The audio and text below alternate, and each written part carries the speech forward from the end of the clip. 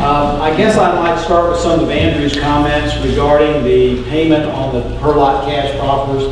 The rest of the story is that when the legislature learned that some localities had not implemented the later payment, and for the life of me, I couldn't understand that because most of them required a building permit. So if it's paid at CO rather than building permit, it's 6 to 9 months later. And what's it doing in the interim? Sitting in a fund earning 0% in its current interest rate environment? I couldn't understand it. But the rest of the story is, the next year the General Assembly looked at that and said, well, let's send a message that we meant it. So they passed legislation that said if a developer or an organization like mine had to go to court to make sure that law was implemented, then the court, we introduced it as shall and changed it to may, award attorney's fees. And in that James City County case, which we won from the bench, I might add, later we were awarded some $88,000 in attorney's fees.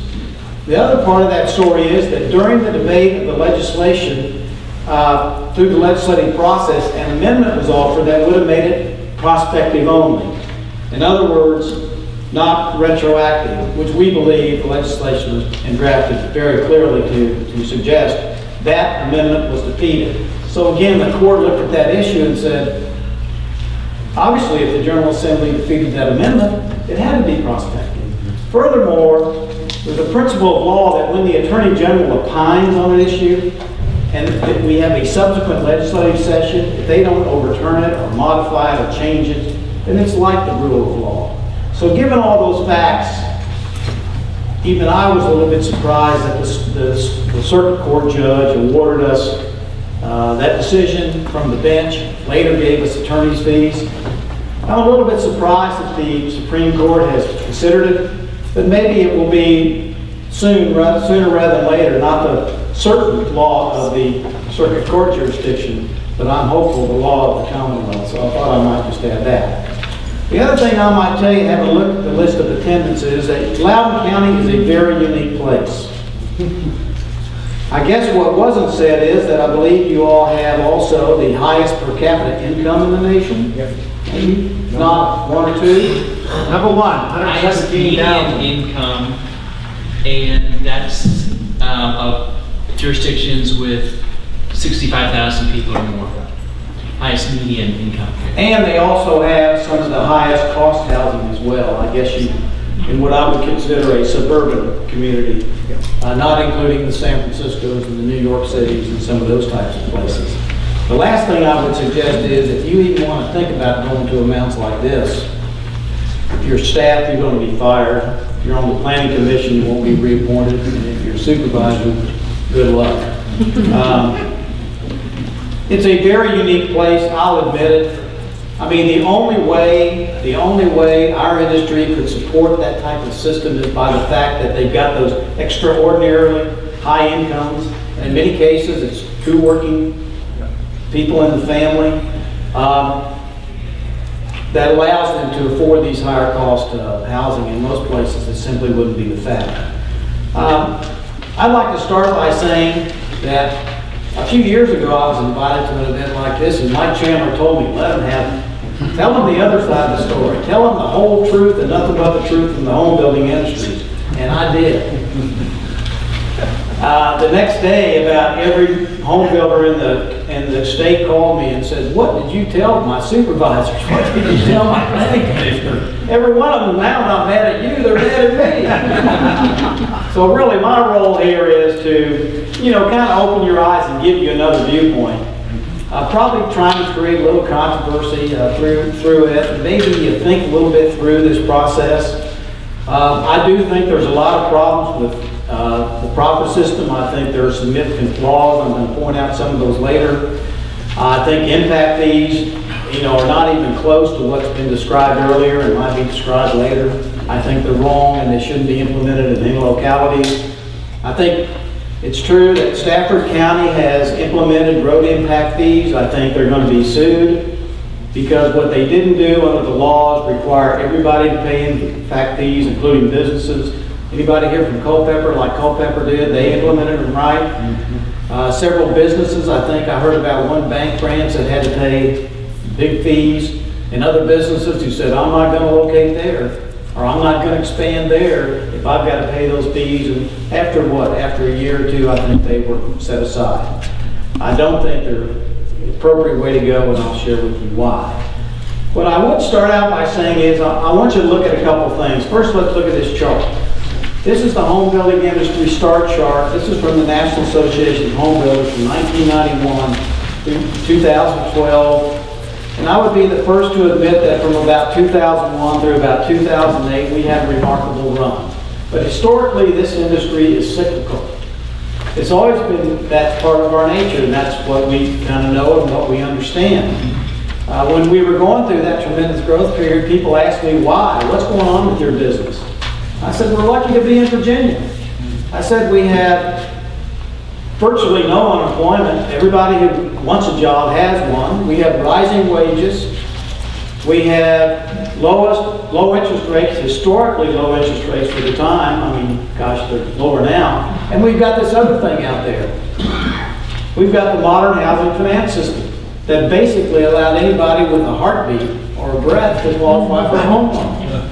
I didn't support that. Builders didn't support that. Builders did not get involved in the financing transactions, because if they do, here's what they understand. If there's a problem, there's only one place to go to have it solved. It's to lower the price of the house. So if somebody would show up, they're qualified, and I'm not busting on realtors either, but they've been qualified for this level of housing, and they could close. You know, it was transferred. The ownership was transferred. That's gone. I think it's gone probably for the rest of my life. I think Fannie and Freddie and those others who bought those mortgages is now, you know, the pendulum went way over here, and then of course it went way over there. I'm on the board of a substantially large mortgage company. I think it's kind of coming back to the middle now where it should be. You all have probably read, like I have recently, the performances in Fannie and Freddie. They've kind of been returned to their mission, which requires a legitimate down payment, which requires a credit check, which requires a verification that you have a job. You know, none of that was required. I mean, at some points, it became a fact you could go qualify for a home loan and walk out of the transaction with money in your pocket. I mean, my parents were involved in the thrift industry, the S&L business, back in the days when they were the only people in America who would make home loans. Some of you in the room like me remember that. They made me my first home loan. I'm telling you, that practically had to give them a blood test before they would, you know, give you that $28,000. It just got too far away from that. It's come back to where it should be and appropriately should be, and as a consequence of that, except in a very few cases, you know, around the country, maybe one or two in Virginia, we're just not going to see the level of housing production we've seen in the past. The reason I've handed this chart out to you is because I want to ask you a question. Who would link their resources to this type of industry?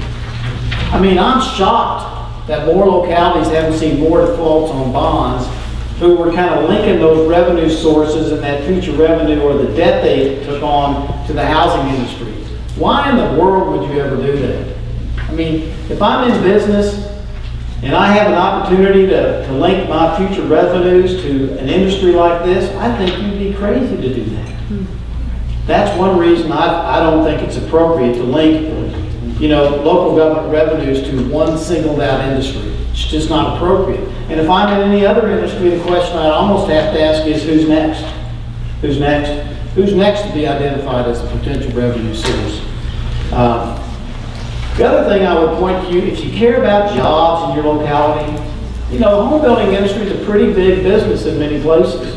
I mean, we've been through 5 years, really 6 years, some say 7 years, of historic low housing production. In 2009, we reached a 56-year low in housing production in Virginia. 56-year low, and interest rates were less than 5%. I just couldn't believe it. And it's pretty much 10 was that way, 11 was that way. We saw a little bit of a pickup in 12, and thank God, from my viewpoint, for a lot of people, including a lot of people that work in our industry, we've now seen an uptick. This forecast was done by the National Association of Home Builders. That's specifically though for Virginia, right? Yeah, this is Virginia only housing production. What is a little bit concerned to me when I talk to legislators is they say, well, we've had a 30% increase since 2009. Well, let's look at 2009. 56-year low. I mean, that's nothing. What I'm going to tell you is that I believe an average level of housing production in Virginia is probably going to be, even with the growth in population that Mike is forecasting, about 35,000 housing units a year. We peaked out at that, you know, this chart doesn't show it, but it's about 55,000 units. It's going to be about 35,000, but it's not going to be 14, it's not going to be 15, and it's not going to be 16. If we hit the average, it's probably going to be something like 17, unless something happens into the economy I'm not haven't been able to see right now. The purpose of the green chart is, what it shows is employment, non-farm employment linked to housing production. What it shows is that when the housing industry is at an average level of production, you're going to see significant employment rise in your communities. We're a good business. I mean, every single time we build a new house, we're not some evil, dastardly damn business. Every single time we build a new house, 55 local companies are on the job. 55. I live in Chesterfield County. You take the home building industry out of our economy, you don't have much left. That's what that county produces. And it's the same place in many other communities, and I would urge you to respect the business and tell you that if you care about employment, if you care about jobs, if you care about all those small businesses, I mean, think about it. I think about it sometimes. When I recently built a new home, the guy who comes and delivers the gravel for the entrance to the lot, the guy who clears the lot, I mean, it's required to have a porta potty. Who wants a job delivering or servicing porta potties? But it's a job. The guy who does the footing and the foundation, the engineer, the real estate, the lawyer, the appraiser. I mean, it goes on and on and on. And typically they're local people in your communities. We're Main Street, and if you want to know who's been unemployed and on the public dole for the last 5 years, why Main Street hadn't recovered, it's because of our business. I mean, why do they keep saying this is a jobless recovery? Why? It's because our business hasn't been able to recover through this first 4 years of the Obama administration, I guess 5 or 6 now. That's why, and that's why I'm telling you the Fed is keeping these interest rates low while they are. What they know is, you keep interest rates low, you're going to get the housing industry eventually back on its feet, and like with every other recession, it's going to pull us out. And it's going to put weak people in America back to work. The average household spends 13% of the sales price on items for their new house after it's purchased. Floor coverings, window coverings, outdoor furniture, new lawnmower. I mean, trust me, I've been through it. I mean, it's still going on and on and on. New furniture. I mean, it just goes on and on and on. That's what's going to make our economy recover. On the green chart, which line is which? Well, they pretty much parallel each other. There's a smooth one and a jagged one. Yeah, good question. You guess, they're about the same. I mean, you can see, the point is they kind of track each other, right? No, the jagged one goes down about a year before, but the smooth one goes down. Well, then that's probably us. That's probably us. That's probably us. A few more things then. I mean, what HBAB fundamentally believes that public infrastructure should be the responsibility of the public at large. What we know is that when a new road is built with these cash proffers, it's not only those residents who pay those cash proffers who are going to be driving on that road. We understand that. We know that.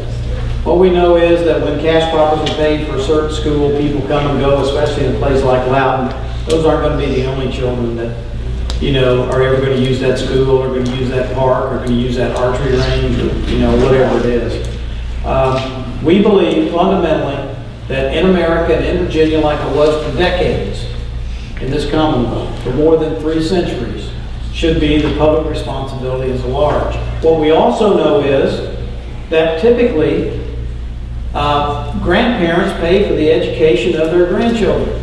That's the way it's always been in America, that it skips a generation. I mean, right now, Chesterfield has this big proper system that's very controversial. I moved to Chesterfield County 12 years ago. My children enjoyed 4 years at Chesterfield County schools. It's almost like in that system, suddenly I go somewhere and I disappear. Well, I don't. In fact, I moved across the street and I built a bigger house. I'm paying more taxes than I ever had. And guess what I'm doing now? I've got a 3-year-old and a 1-year-old grandson. And what I'm going to do, because I'm not going anywhere, my wife loves that house, through my real estate taxes, through the sales taxes I pay, 1% of which comes back to Chesterfield County for schools, as a grandparent, I'm going to pay for the public education of my children. And that's the way it's always been in America. That's the way it's always been in Virginia. But suddenly, for some reason, people gotten greedy. They don't want to accept that responsibility. I mean, how many people have grandchildren in the room? You know, most of them, if you're like me or if you're lucky enough, like I am, live in the same community that you live in, or if not nearby. As far as the profit system,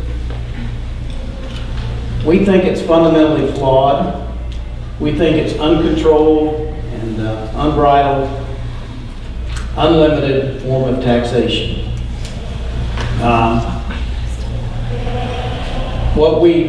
Some of the flaws that I've kind of like to highlight for you is that most local government profit policies do not include the revenues generated by the household that live in that home, that might have those school children. And I just mentioned one.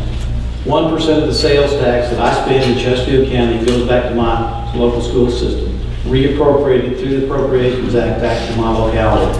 Why isn't that in the formula? Most of these profit systems have a limitation on the age of the house, that it's only going to be there 20 years. I'm responsible, or one of those responsible, for the building code in Virginia. We don't build houses that last 20 years and suddenly disappear off the landscape. They're there for decades, and typically, in most economies, this last one's a little unique, they appreciate over time. Which means unless the county lowers the tax rate, they pay more taxes and more taxes. Why is it limited to 20 years? I don't have an explanation for that. Maybe it gets them the number there. Who knows?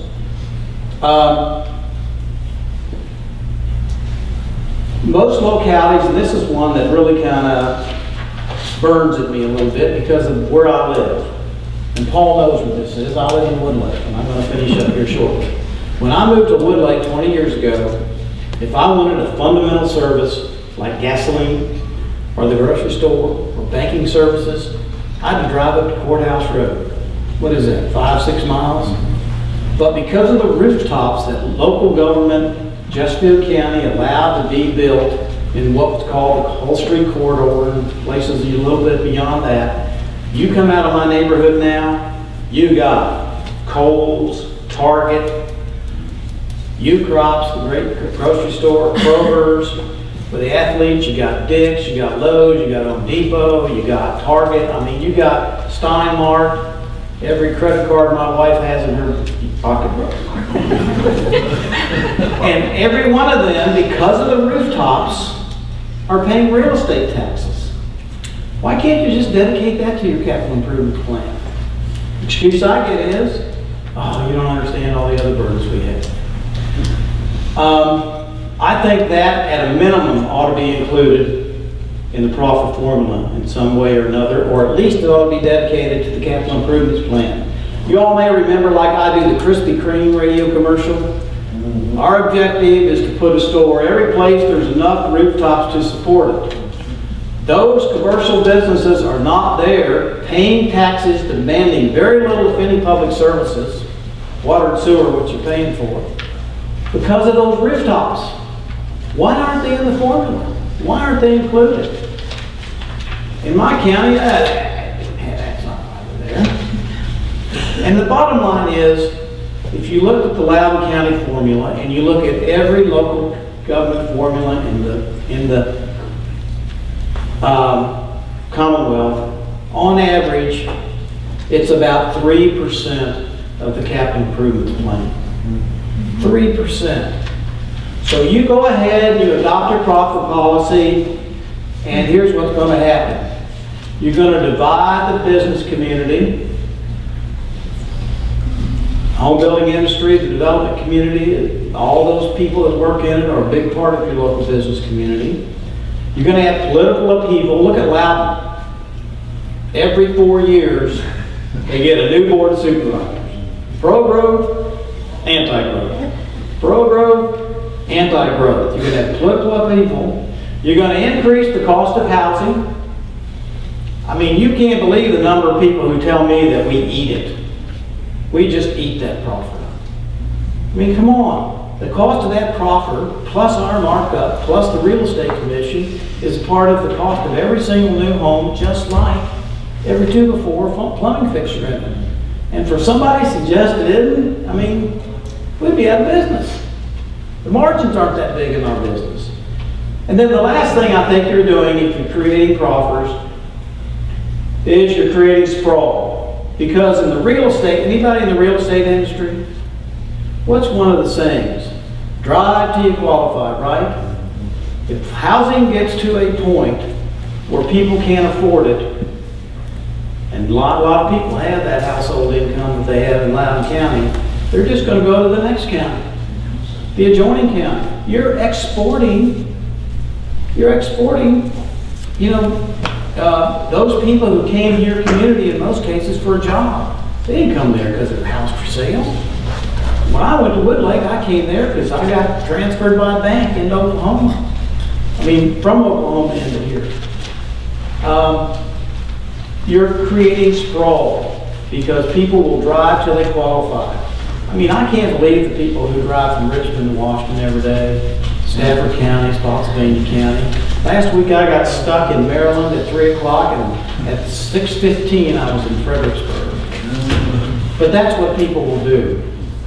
I have here the newspaper article from Richmond that shows that Hanover County, no, it's New Kent County today has got to increase their water and sewer rates because they borrowed all this money to expand the water and sewer system based on anticipated growth in the housing industry. Didn't happen, rates going up. Just plan, you know, for your capital improvements needs based on population growth, and most importantly, fund the plan. I mean, I get it. I mean, most local governments, the last thing they do in their budget is fund the capital improvements plan, right? Why? Because those are for people who aren't here yet. Politically, it's easy. They're not demanding anything because they're not here yet. Develop a capital improvements plan and figure out ways to fund the plan. In your packet are some different ways to pay for growth. A couple years ago, I went to the best attorneys in Virginia and I said, is tax increment financing and these other tools, I want to make sure that we got the state-of-the-art laws, and they said, please don't touch them. We got the best in the nation. They're available, you can use them. There's a couple of myths.